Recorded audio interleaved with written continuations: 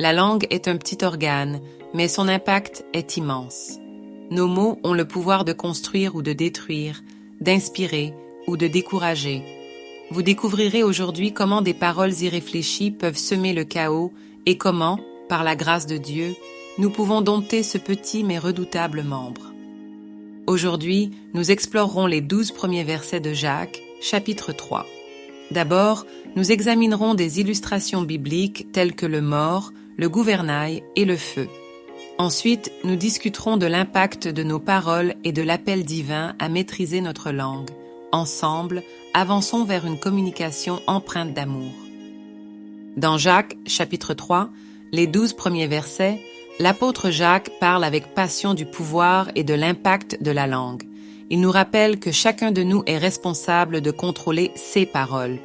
Cette exhortation est une invitation à refléter notre foi à travers un langage maîtrisé et bienveillant. Les premières communautés chrétiennes faisaient face à de grandes pressions sociales et spirituelles. Jacques leur écrivait pour les encourager à une foi active et à une éthique irréprochable. Contrôler leur langue faisait partie de cet appel à vivre leur foi de manière tangible et lumineuse. Jacques met en lumière l'impact énorme de la langue. Nos mots peuvent édifier ou blesser profondément.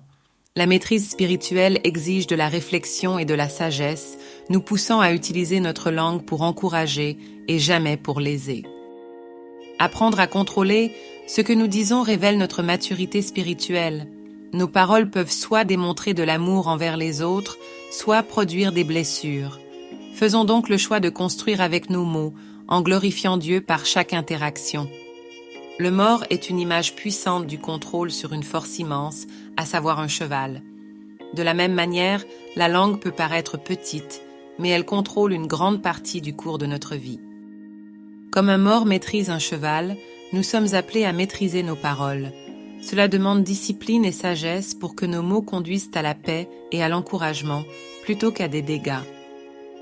Tout comme un cavalier dirige son cheval avec soin, maîtrisons nos paroles pour éviter les malentendus inutiles. Appliquons cette discipline au quotidien pour cultiver des relations empreintes de respect et de compréhension. Nos mots ont le potentiel d'apaiser ou d'enflammer. En choisissant des paroles réfléchies, nous favorisons la paix et la compréhension. Ce contrôle passe aussi par la gestion de nos émotions pour des échanges harmonieux. Un petit gouvernail dirige un immense bateau, démontrant la puissance des petites choses. Notre langue, bien que petite, a un impact colossal sur la direction de notre vie et sur ceux qui nous entourent. Tout comme un gouvernail guide un bateau vers sa destination, nos paroles dirigent nos interactions et nos actions. Une maîtrise prudente de nos mots peut transformer nos chemins en parcours empreints de bienveillance et de foi. La langue, comme un gouvernail, donne une direction décisive à notre vie et à celle d'autres. Rappelons-nous que chaque mot compte et qu'il peut inspirer positivement ou mener au doute. Croyons en notre capacité à conduire vers la lumière. Avec des mots justes et empreints de foi, nous pouvons bâtir des communautés solidaires et inspirantes. Mais attention, des paroles irréfléchies peuvent diviser et blesser. Engageons-nous à laisser nos paroles refléter l'amour divin. Jacques compare la langue à un feu destructeur. Tout comme une petite étincelle peut ravager une forêt entière, nos paroles négligentes peuvent provoquer des dégâts irréparables. Soyons toujours vigilants dans nos discours. Le pouvoir des mots est immense, tout comme celui du feu. Une seule parole peut allumer une discorde. Cultivons une vigilance constante pour nous assurer de diffuser la paix et non le chaos. Une langue mal contrôlée peut briser des relations et diviser des communautés. Prenons conscience que nos mots peuvent laisser des cicatrices durables. Engagement et réflexion sont nécessaires pour éviter cela. Dans la Bible comme aujourd'hui, des paroles malheureuses ont causé des divisions. 16 récits sont des rappels puissants de l'importance de mesurer nos mots pour construire et non détruire. Prenons l'engagement, avec l'aide de Dieu, de maîtriser notre langage. Par la prière, cultivons un esprit empreint d'amour et adoptons une communication qui reflète notre foi. Ensemble, avançons dans cette perspective divine. Écouter avant de parler témoigne de notre respect et favorise un dialogue bienveillant. cultiver une sobriété verbale n'est pas une faiblesse, mais une preuve de sagesse et de véritable amour chrétien. La prière est notre ancrage pour maîtriser la langue. Demander à Dieu la sagesse nous permet de rester alignés sur sa volonté en utilisant nos mots pour apporter paix et bienveillance. Appliquer les enseignements de Jacques transforme nos relations et développe une foi authentique. En maîtrisant notre langue, nous devenons des bâtisseurs de paix et de solidarité au sein de nos communautés. La maîtrise de la langue est essentielle pour vivre une vie centrée sur Dieu. En priant pour la grâce et en réfléchissant avant de parler, nous pouvons faire de nos mots un témoignage vivant de notre foi et de l'amour divin. Voici quelques circonstances où nous pouvons éprouver des difficultés.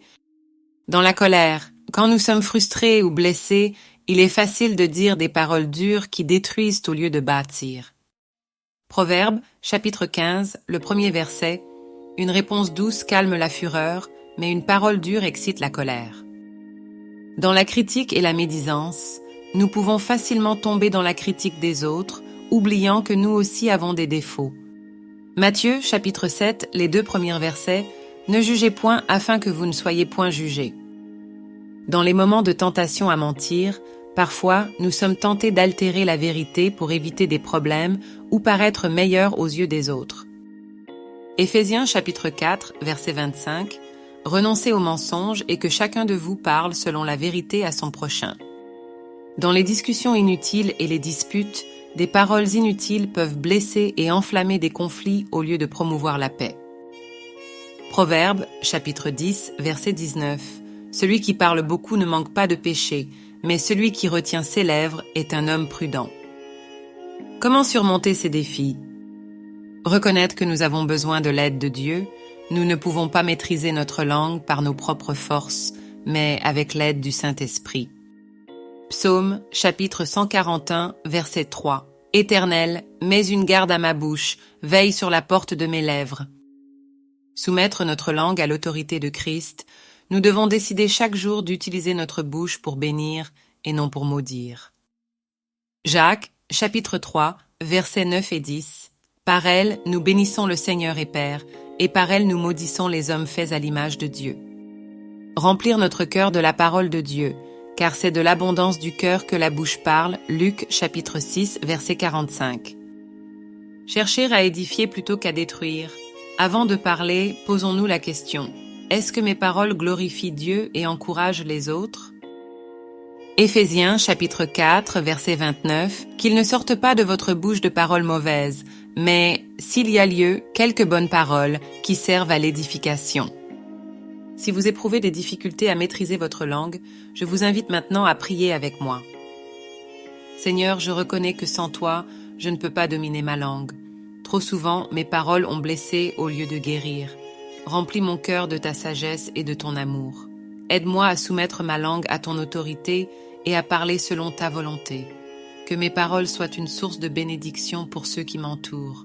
Dans le nom puissant de Jésus-Christ, Amen. Si cette réflexion vous a béni, partagez-la avec vos proches. Abonnez-vous à notre chaîne pour ne pas manquer nos prochaines vidéos sur les Saintes Écritures et notre marche avec Christ. Que Dieu vous bénisse abondamment.